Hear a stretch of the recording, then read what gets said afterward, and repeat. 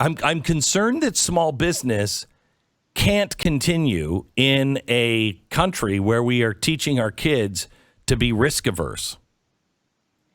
It's certainly very difficult, or you get the type of entrepreneurs who are delusional, who think that it's easy.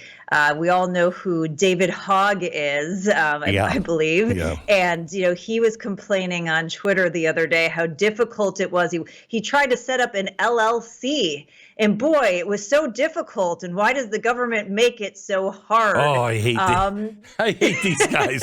I mean, really, welcome to the party, David. Well, I know. And so, in a sense, it's almost a good thing. It's almost like we should have a training program where anybody who's leaning towards socialism is required to start a small business just so they can see how difficult it is. But certainly an aversion to risk, more consolidation of power that takes away the opportunity to innovate, and all of the barriers that the government has put up to make it more difficult to not only start a small business, but to hire your first employee and to allow a small business owner to succeed. It is not a good thing for economic freedom, which is one of the reasons why people come here from all over the world to try to start that business and live the American dream. So when the Fed is raising the interest rates to try to control inflation, the reason why this led to an economic boom in the 80s is because at the same time, the government said, forget all this regulation. Just go out and start a business, right? Without that part of the Reagan plan, raising interest rates while piling new regulation on, that's really a killer, isn't it? Yeah, if you think about the Fed's options here and what they're trying to do in terms of slowing down the economy, given the backdrop that we have of this messed up labor market and supply chain, the only way you're really getting a slower economy, in my opinion, is if small businesses and to some extent big businesses, just stop hiring altogether. And I think the small businesses, since they've had such a hard time hiring, can't survive, or, other things that make it very difficult for a small business to survive. So the well-capitalized big businesses are going to be able to withstand this roller coaster, which benefited them on the front end, and they will coast through, come out the other end okay. And the small businesses that have been beaten up, have been closed, didn't get the relief funds, and, haven't been able to take advantage of that free debt because they're smaller in scale, are really the ones that are going to suffer from all of this. Once again, Glenn, once again. So if I read this one more time, my head will pop. I keep reading that the economy is, people are spending money like there's no tomorrow, because the average American just has so much money in their bank account. I know that's not true.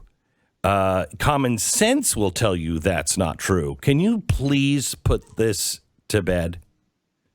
So the average, and we've talked about before, average is not necessarily the median. It's often dragged up by the wealthy at the top end. But the average American is in better shape going into this potential recession or stagflation or whatever of than they have been in other recessions. The personal saving rate is around, I think, 6.2, 6.3% as of the end of March, which was the last number that came out. Now, that is worse than where we were in 2019 and 2020 going in, to the pandemic decisions, but it's not sort of horrible on a historic level. We had people pay down a lot of their credit card debt, with the relief funds and whatnot, since they were staying home during the pandemic.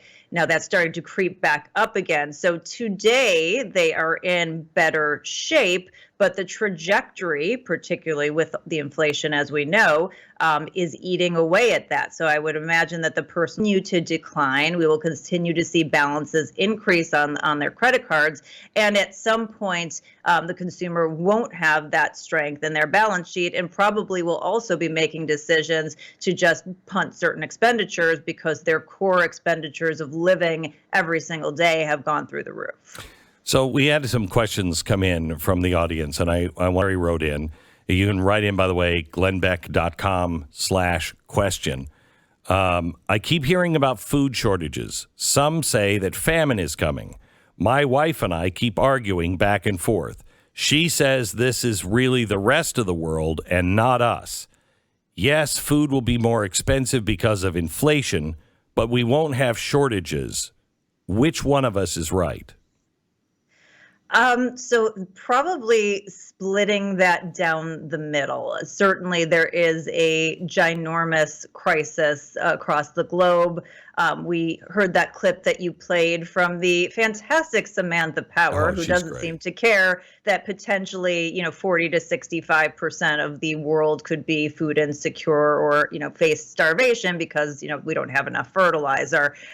Certainly we are in a better position in the United States, but it depends on things going the right way. I mean, we've seen that we had, a bout of avian flu that we had to contend with. It depends on crop yields. It depends on our government not just doing stupid things. I mean, we're seeing them pulling, feed out of, of the farm in order to put it into gasoline so that they don't have to drill for more oil. I mean, they don't make the best decisions. So I wouldn't say that there isn't a possibility that we're going to have issues here, because I think there is that possibility. It just probably isn't as stark as it is in the rest of the world. That being said, nobody's ever been upset for being too prepared. So be prepared for that. Worst case scenario. Ron in New York wrote, I think my job is secure, but so did my grandfather or my great-grandfather during the Great Depression. How do we know what's coming? What is the difference and how do we prepare? Is it smart for me to buy a house at this point? So, again, this is not financial advice, just some food for thought for you. It really depends on your personal financial situation. If you're somebody who's still sort of living paycheck to paycheck or building up your reserves, we don't know what is coming down the pike. There are a lot of issues. The big thing right now geopolitically is, are these stupid statements from the Biden administration going to pull us into some sort of a nuclear war? At that point, all bets are off. If we're just looking at sort of the inflation picture and the recession, I think the one benefit that we do have is that we have so few people in the labor market. Now, granted, it may get many people off the sidelines as they see their 401ks shrinking and have to deal with more inflation. But if you have a job that you are secure in, you are probably in a better position. But it's always good, again, to kind of think through what are your second and third options. What could you do if that worst case scenario comes about? And then, again, look at sort of the risk reward on the home front situation. We are underbuilt as a nation in terms of homes, and that is long term probably going to support housing prices, but it doesn't mean there isn't going to be some variability in the meantime, especially with the increase in mortgage rates. So I would just spend a lot of time doing the little pros and cons and putting that plan together for your plan B and plan C, and wish you a ton of success. I remember my parents, again, small business, in the 70s. It was a nightmare because it was a lot like this. Is it what do you think is coming? Is it like the 1970s and it just stays like this? Nobody knows. You know what I mean? No, Americans have no benchmark. Certainty? Yeah, but no benchmark to go back and say it will be like this. We've never seen this. No, there are just a number of factors that are all coming together. And as I said, I think that geopolitical wild card is the biggest wild card right now. Assuming that we can get that piece under control, because as I said, if that goes off the rails, all bets are off here. I think the likelihood is that we see a recession, but because of the way the recession has come about and some of the other weird things that are happening in the economy, I think at least in the United States, it's probably a shallower recession than we have seen in previous periods. Not to say that won't cause real pain for people. It will. There will be people probably who lose their jobs. Small businesses will end up closing, but I think that it will be shorter in duration, than it otherwise would have been if we didn't have some of these other structural issues going on at the same time. That's fingers crossed. But there are a number of factors here. The Fed, between raising rates and shrinking their balance sheet, the geopolitical issues, and some of the other kind of issues that we're contending with. That's just sort of a best guess right now. But we've got to stay on top of this real time because things could change really quickly. Jen in Texas, welcome to the Glenn Beck program. Glenn, thank you for taking my call. My question is, just recently, within the last 30 days or so, my husband and I completely paid off our mortgage. Wow. Was this a dumb thing to do? Because now we're now debt free now, and that's a wonderful thing. But now we miss out on that tax advantage. So, I have to tell you, being debt-free is probably the best thing you could ever do. But I hear this question, Carol, from so many people. A, I don't get the tax advantage. And B, if we go into real inflation, doesn't that help me pay down a debt? I had use of dollars that are worth a lot more. I mean, they play this game. Can you answer this?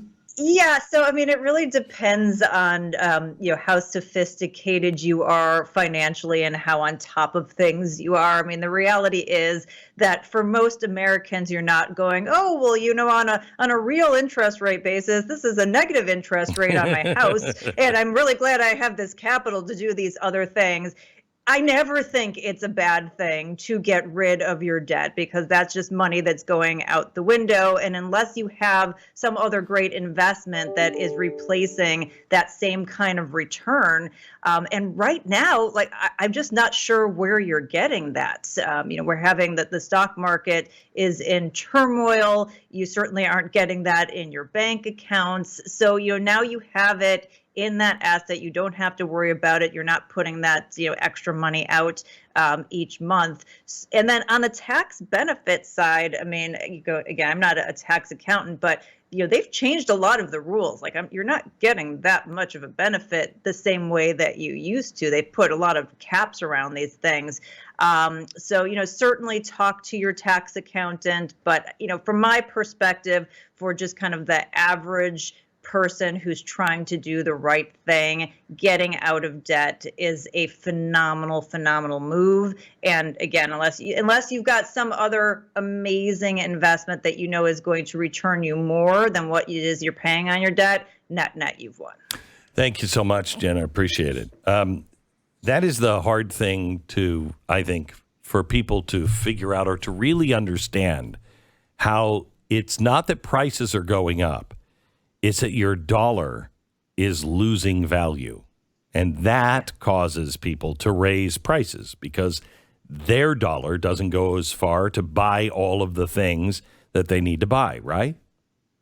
Yeah, I mean, if you have a business, you have all of your vendors who have higher wages, higher cost of inputs. So that means whatever it is that they're selling to you is higher in cost. You're contending with higher wages and higher operating costs, and you put all of those together, and all of a sudden your profit margins, which in most industries, aren't that big. Sometimes they're in the single digits.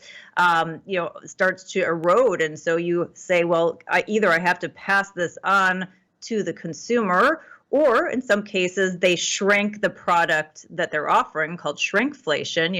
The pizza that you get that, used to be huge, all of a sudden kind of looks like it's half the size, or they end up going out of business. There are only so many different levers that can be pulled, and that's how it ends up seeping through the economy, and it's why it ends up impacting all of us and being a permanent tax. Carol Roth, she is the author of The War on Small Business. You can ask her anything that you want. You can follow her on her website at carolroth.com or Carol J. S. Roth on Twitter. But you can ask any questions, and we'll have her on again to answer questions at glennbeck.com/question. glennbeck.com/question. Carol, thank you so much. We'll talk to you again. Always a pleasure. Have a great week. God bless.